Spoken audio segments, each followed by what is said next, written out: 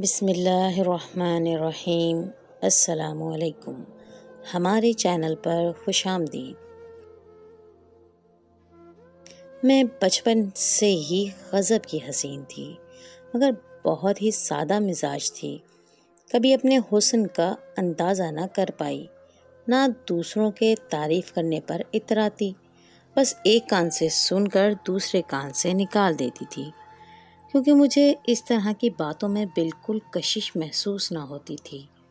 میں ایک عام سی بستی کی رہنے والی تھی، والدین کی اکلوتی اولاد ہونے کے باوجود کبھی نخرے نہ کیے، بس جو پہننے کو ملا پہن لیا، جو گھر میں پکا ہے کھا لیا۔ ہمارا رہن سہن بھی سادہ سا تھا، غریب طبقہ لوگ تھے، مگر ایک بات جو مجھے بالکل پسند نہ تھی وہ میرے باپ کی کمائی تھی۔ میرا باپ ڈاکوؤں کے گروہ سے تعلق رکھتا تھا اور ڈاکہ ڈالتے وقت مزاحمت کرنے پر قتل کرنا اس کے لیے معمولی سی بات تھی۔ بلا کا بے حس اور خود غرض انسان تھا، بس مجھے اور میری ماں کو فی الحال کسی ذاتی غرض کا نشانہ نہ بنایا۔ ڈاکے ڈال کر جو بھی ملتا گھر لاتا اور میری ماں کے حوالے کر دیتا، جو گھر کا نظام سنبھالتی تھی۔ ہمارا گھر جنڈیال کے قریب ایک بستی میں تھا۔ یہ ڈاکوؤں کی بستی تھی، سو یہ علاقہ ڈاکہ زنی کے لیے مشہور تھا اور اب بھی مشہور ہے۔ اس ویران علاقے سے کچھ ہی فاصلے پر مین روڈ تھا، جہاں رات کو چلنے والی ٹریفک ہمارے علاقے کے ڈاکوؤں کی وجہ سے محفوظ نہیں تھی۔ یہی وجہ ہے کہ راجن پور اور جنوبی پنجاب سے سندھ کی طرف جانے والی کاریں، ویگنیں، ٹرک، بسیں اور دوسری ہر طرح کی ٹریفک رات کو کاروان کی صورت میں اس علاقے سے گزرتے، کیونکہ اکا دکا بس یا ویگن وغیرہ کو لوٹ مار کا یقینی سامنا کرنا پڑتا، جبکہ کاروان کی صورت میں چلنے والی ٹریفک کے آگے اور پیچھے حفاظت کی خاطر پولیس کی گاڑیاں آج بھی بھاری نفری کی صورت میں رواں ہوتی ہیں۔ اس اہتمام کے باوجود اکثر ڈکیتی کے واقعات رونما ہوتے رہتے تھے۔ ڈاکوؤں کی لوٹ مار کا ایک ہی طریقہ تھا کہ وہ سڑک کے بیچوں بیچ بڑے بڑے درخت کاٹ کر گرا دیتے ہیں اور سڑک کو بلاک کر دیتے ہیں۔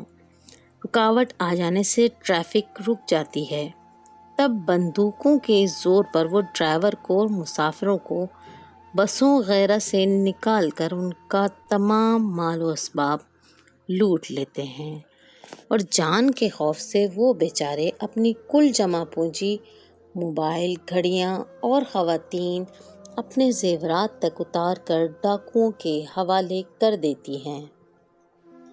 اکثر یہ ڈاکو پولیس کی وردیوں میں بھی ہوتے۔ جھنڈیاں سے آگے کے اس جنگل اور بیابان کے سنسان علاقے پر جب ڈاکہ پڑتا ہے اور بندوقوں کی گولیاں چلتی ہیں تو سارا علاقہ لرز اٹھتا ہے اور ہماری بستی تک آواز سنائی دیتی ہے۔ بے شک بستی کے سارے مکین ڈاکہ نہیں ڈالتے، مگر وہ ڈکیت برادری سے ضرور تھے۔ جب یہ لٹیرے لوگ لوٹ مار کے بعد بستی میں پناہ لینے آتے ہیں تو ہر گھر کا دروازہ ان کو پناہ دینے کے لیے واہ کر دیا جاتا ہے، کیونکہ سبھی ان کو پناہ دینے پر مجبور ہوتے ہیں۔ ہمارے علاقے کا سب سے بڑا طاقتور ڈاکو شیرا نامی شخص تھا، جس کے آگے کسی کی اونچی آواز میں بات تک کرنے کی مجال نہیں تھی۔ گویا یہ اس علاقے کا بے تاج بادشاہ تھا۔ جب لوٹ مار کے بعد لوٹتا تو بستی کے ہر ضرورت مند کو خوب نوازتا تھا۔ میرا والد بھی اسی کے گروہ سے تعلق رکھتا تھا۔ ابا اگرچہ فطری طور پر ڈاکے اور لوٹ مار کو زیادہ پسند نہیں کرتے تھے، لیکن بچپن سے ہی ایسے زور آور لوگوں کے سامنے کمزور اور محنت مزدوری کرنے والوں کو بھی شیرا جیسوں کے شر سے غیر محفوظ اور دبتا ہوا دیکھا تو وہ بھی سخت جان بن گیا اور شیرا کا اس بستی میں اکلوتا اور سب سے قریبی بندہ بن گیا، جبکہ شیرا کی دہشت سے باقی سب اس کے دباؤ میں رہتے تھے اور اس کے حکم پر مجبور ہو کر ناپسندیدہ امور سر انجام دیتے تھے۔ مگر جب بھی شیرا کو سڑک پر مسافر، بسوں اور گاڑیوں کو لوٹنا ہوتا، ابا کو اطلاع کرواتا کہ تیار رہو، آج رات ہمارے ساتھ مشن پر چلنا ہے۔ ابا کا نشانہ بہت اچھا تھا، وہ ہر وقت اپنی بندوق کو تیار رکھتے تھے۔ شیرا کے ساتھ جاتے تو بندوق کے ساتھ کارتوسوں کی پیٹی کو گلے میں ڈال لیتے تھے، اور پھر شیرا ان کو شراکت داری میں لوٹ مار سے مناسب حصہ دے دیا کرتا تھا۔ میری ماں کو قسمت نے ایک ڈاکو کی بیوی ضرور بنا دیا تھا، مگر وہ دل سے ایک نیک عورت تھی اور ڈاکہ زنی کو اچھا نہیں جانتی تھی، اسی لیے وہ آئے دن اس بات پر ان کا ابا سے جھگڑا رہتا تھا۔ اماں کا کہنا تھا کہ لوٹ مار چھوڑ کر محنت کی کمائی سے بچوں کی پرورش کرنی چاہیے تاکہ ان کی رگوں میں حلال کا رزق ہو اور یہ ڈاکو نہ بنے۔ جب شیرا کا ابا سے لوٹے ہوئے مال کے بٹوارے پر جھگڑا ہوا تو غصے میں میرے باپ نے پولیس کو مخبری کر دی کہ اس نے لوٹ مار سے حاصل کردہ مال کہاں چھپا رکھا ہے۔ شیرا کا ٹھکانہ ہماری بستی نہ تھی، وہ کہیں آگے جنگل میں قیام رکھتا تھا اور لوٹ کا مال بھی وہیں چھپا کر رکھتا تھا، جس کی خبر صرف میرے باپ کو تھی۔ جب پولیس نے ریڈ کی تو شیرا اس روز وہاں موجود نہ تھا، مگر اس کے ٹھکانے سے اس کے 2 ساتھی اور مال برآمد ہو گیا۔ کافی عرصہ وہ غائب رہا، بالآخر ایک دن اس نے ابا کو آ لیا، کیونکہ اس کو بخوبی اندازہ تھا کہ ابا نے ہی اس کے بارے میں پولیس کو بتایا تھا اور اب وہ ابا کے خون کا پیاسا تھا۔ سو ایک رات ہمارے گھر کی دیوار پھاند کر وہ اندر آ گیا، مگر قسمت سے اس وقت ابا دوسرے گاؤں گیا ہوا تھا۔ گھر میں اور اماں موجود تھے۔ شیرا نے اماں کو تو کچھ نہ کہا کیونکہ جانتا تھا کہ وہ اپنے خاوند کا ڈاکہ زنی سے روکتی تھی اور ایک بے ضرر خاتون تھی اور اس کو اپنی جوان سال لڑکی کی عزت کا خیال تھا۔ بھابھی سچ سچ بتا دے کہ خادم کہاں ہیں؟ اس نے سوال کیا۔ بھائی مجھ کو کچھ نہیں معلوم وہ کہاں ہے، اپنے چچا کی تدفین میں شرکت کا کہہ کر گیا ہے۔ تب ہی اس کی نگاہ مجھ پر پڑی۔ میں بے خبر سو رہی تھی کہ اس کی کڑک آواز سن کر میں جاگ گئی اور خواب دیدہ آنکھوں سے اس کو تکنے لگی۔ فوراً اس کے ذہن میں ایک صفاق خیال لپکا۔ اس نے کہا، خادم اپنی بیٹی ابریش سے بہت پیار کرتا ہے، کیوں نہ میں آج ابریش کو ہی ختم کر دوں تاکہ جب وہ گھر آئے اور یہ جانے کہ بیٹی مر گئی ہے تو عمر بھر روتا رہے۔ اس طرح مجھ کو مارنے کے ارادے سے آگے بڑھا تو میں نے خواب دیدہ آنکھیں کھول کر اس کو دیکھا۔ نیند کا خمار آنکھوں پر چھایا ہوا تھا۔ تب ہی خوف زدہ ہو کر میں نے کہا، چچا کیا کر رہے ہو؟ تم مجھے کیسے مار سکتے ہو؟ اس کا گن کی طرف جاتا ہوا ہاتھ رک گیا، میری طرف غور سے دیکھنے لگا اور پھر اس کی زبان سے بے اختیار یہ الفاظ نکلے، ہاں میں تجھے قتل نہیں کر سکتا، تو بہت معصوم ہے، تیرے باپ سے بدلہ میں کسی اور طرح سے لے لوں گا۔ وہ بہت ظالم اور جابر مشہور تھا، مگر میری خاطر وہ بھیگی بلی بن گیا۔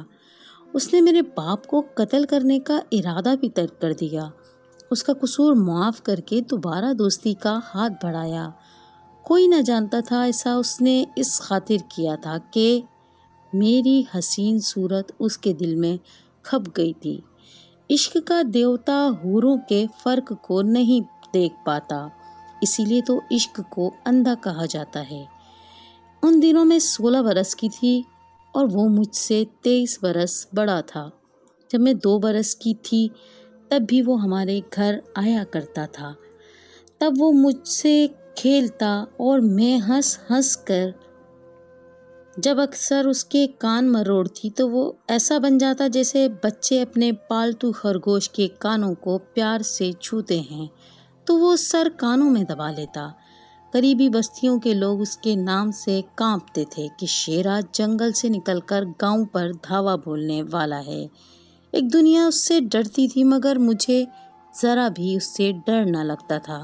میں اس کے بال نوچ لیتی، اس کی پگڑی اچھال دیتی، تو وہ ہنستا مسکراتا رہتا۔ یہ تو میرا بچپن تھا، لیکن 13 برس بعد آج یہ اتنی حیرت انگیز بات تھی کہ شیرا جیسے شفاف لٹیرے کا دل نازک سی لڑکی پر آ گیا تھا، اور وہ بھی اس دشمن کی بیٹی جس نے اس کے خلاف پولیس کو بتایا تھا۔ میری محبت میں ایسا گرفتار ہوا کہ اب وہ میرے باپ کو بھی کچھ نہ کہہ سکتا تھا۔ انہی دنوں ابا کو ایک بیوہ سے عشق ہو گیا۔ اس عورت کے بھائی نے یہ شرط رکھی کہ اگر تم اپنی بیٹی ابریش کا رشتہ مجھے دے دو تو میں اپنی بہن کا نکاح تم سے کرنے پر تیار ہو جاؤں گا۔ ابا کا یہ بڑھاپے کا عشق تھا، اور بڑھاپے کا عشق خطرناک ہوتا ہے۔ والد نے یہ شرط مان کر میرے بیاہ کی تیاری شروع کر دی۔ جب شیرا کو اس بارے میں پتہ چلا تو وہ غضبناک ہو گیا، اور اس نے ابا سے کہا، میں نے تیری جان بخشی صرف تیری بیٹی کی خاطر کی ہے، اس لیے بہتر ہوگا کہ تو اس کا نکاح مجھ سے کر دے، ورنہ پھر دشمنی میں سب کچھ جائز ہے۔ میرے والد نہ صرف انکار کیا بلکہ خوب برا بھلا بھی کہا، اور میری شادی کی تیاریاں جاری رکھی۔ ادھر شیرا کی نیندیں حرام ہو گئی تھی۔ نکاح میں بس 1 ہفتہ رہ گیا تھا کہ ایک رات جب میں اپنے صحن میں سو رہی تھی اور ابا چاول خریدنے شہر گیا ہوا تھا، تب شیرا اپنے 3 آدمی ساتھ لایا اور ہمارے گھر کی 4 دیواری پھلانگ کر اندر اتر آیا۔ گرمیوں کے دن تھے، ہم ماں بیٹی گہری نیند میں تھے۔ اچانک میں نے محسوس کیا کہ میری کوئی ہلا رہا ہے، مگر میری چارپائی کو کاندھوں پر لے جایا جا رہا تھا۔ جب چارپائی زمین پر اتاری گئی تو میں شیرا کے ٹھکانے پر تھی۔ میں بری طرح خوف زدہ تھی کہ اب میرے ساتھ اچھا سلوک نہ کیا جائے گا، مگر اس نے مجھے تسلی دی کہ اگر تم خاموش رہو گی تو تم کوئی بھی تکلیف نہ پہنچائیں گے، اور اگلے روز اس نے مجھ سے زبردستی نکاح کر لیا۔ مگر اس نے مجھے اتنے پیار سے رکھا کہ دھیرے دھیرے مجھے اس سے محبت ہو گئی۔ سال بعد جب میں اس کے بچے کی ماں بن گئی تو ساری دنیا کو بھلا کر اپنے بچے کی محبت میں کھو سی گئی۔ لوگ جس شیرا شاہ عرف شیرا ڈاکو کو نام سن کر کانوں کو ہاتھ لگاتے تھے، میں اس کی بیوی بن کر بے حد مسرور تھی۔ میری محبت نے اس ڈاکو کو جابر لٹیرے سے انسان بنا دیا تھا۔ نئی زندگی سے میں اتنی مطمئن تھی کہ مجھے باپ کی یاد تک نہ آتی تھی، اور میری ماں میرے اغوا کے کچھ ہی دن بعد مر گئی۔ خیر، ابا کو جب علم ہوا کہ شیرا ہی مجھے اٹھا کر لے گیا ہے اور اپنے گھر میں رکھا ہوا ہے تو اس کا خون کھول اٹھا۔ میرا باپ بھی اس قماش کا آدمی تھا کہ انتقام اس کی رگ رگ میں رچا ہوا تھا۔ ایک اور صدمہ اس کو یہ تھا کہ وہ اپنی محبوبہ نہ حاصل کر سکا تھا، جس کے بدلے وہ میرا سودا کر رہا تھا۔ ابا دن رات ایک ہی خواب میں تھا کہ کس طرح وہ شیرا کو ٹھکانے لگا دے اور مجھے واپس گھر لے آئے تاکہ میرے بدلے وہ منچاہی عورت سے بیاہ رچا سکیں۔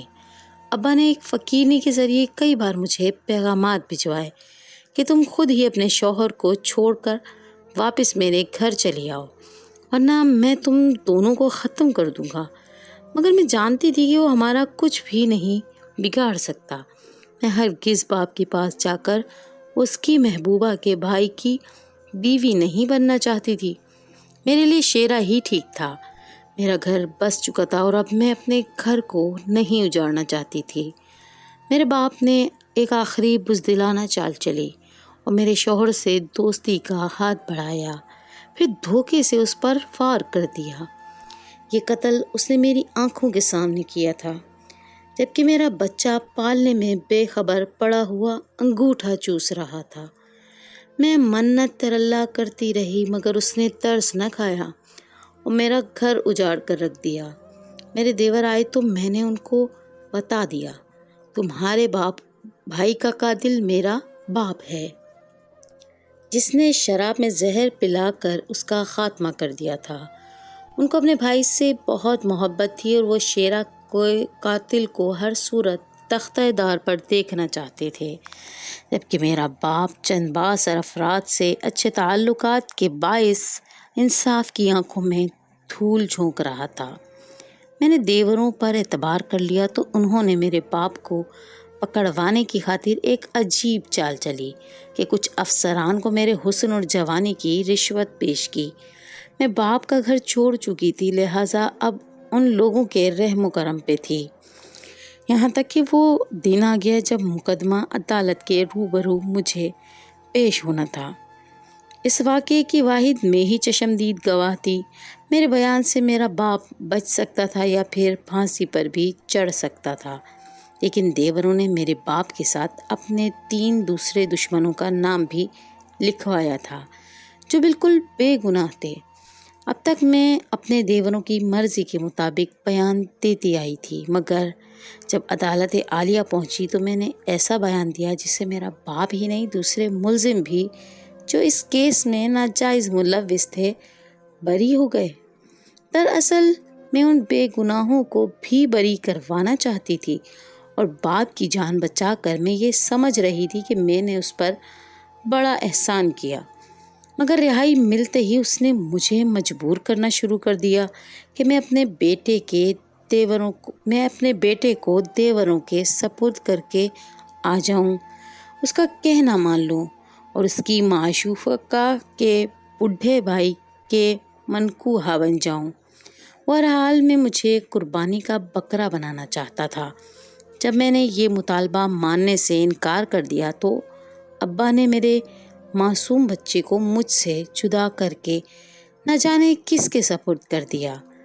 میں اپنے لخت جگر کی یاد میں رو رو کر دیوانی ہو رہی تھی، لیکن ابا پر واضح کر دیا کہ کسی صورت میں دوسری شادی نہ کروں گی، کیونکہ مجھے شیرہ سے آج بھی اتنی ہی محبت تھی جتنی کہ اس کی زندگی میں تھی۔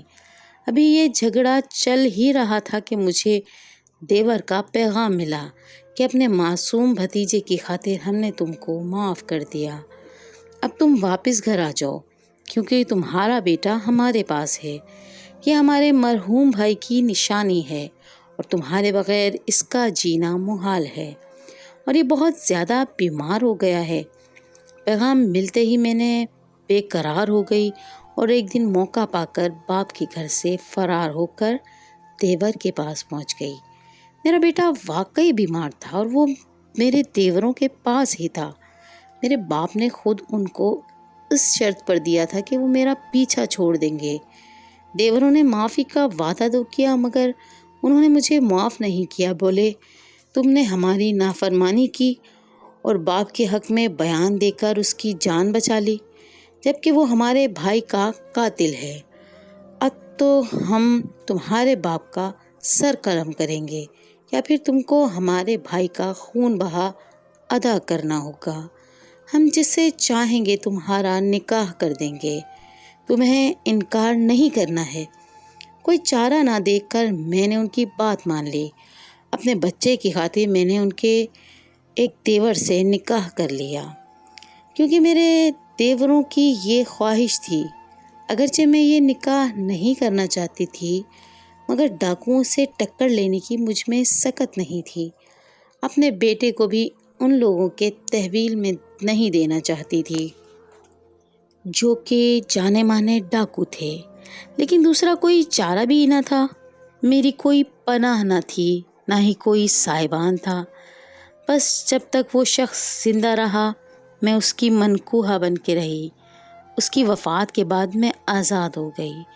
اب میرا بیٹا بڑا ہو گیا تھا جو میرا تحفظ کر سکتا تھا۔ اس کے ساتھ ہی دیور کے 3 بیٹے بھی جوان ہو گئے تھے جو اس کی پہلی مرحومہ بیوی سے تھے، مگر میں نے ماں بن کر ان کو پروان چڑھایا تھا۔ وہ ڈاکوؤں کے خاندان میں پیدا ہوئے، مگر ڈکیتی کو شعار نہ بنایا، بلکہ کھیتی باڑی کرتے تھے۔ مجھ سے بہت محبت کرتے تھے۔ ان کی موجودگی میں کسی کی جرأت نہ تھی کہ میری طرف انگلی بھی اٹھا سکیں۔ آج میں خوش و خرم ہوں۔ اللہ تعالیٰ نے مجھے اتنی قربانیوں اور صبر کا کتنا میٹھا پھل دیا ہے، جبکہ والد کا اپنا بھی کسی کے ہاتھوں قتل ہو گیا ہے۔ سچ ہے، برائی کا انجام برا ہے۔ خیر، آج میرے بچے محنت اور مزدوری کر کے اپنا پیٹ پالتے ہیں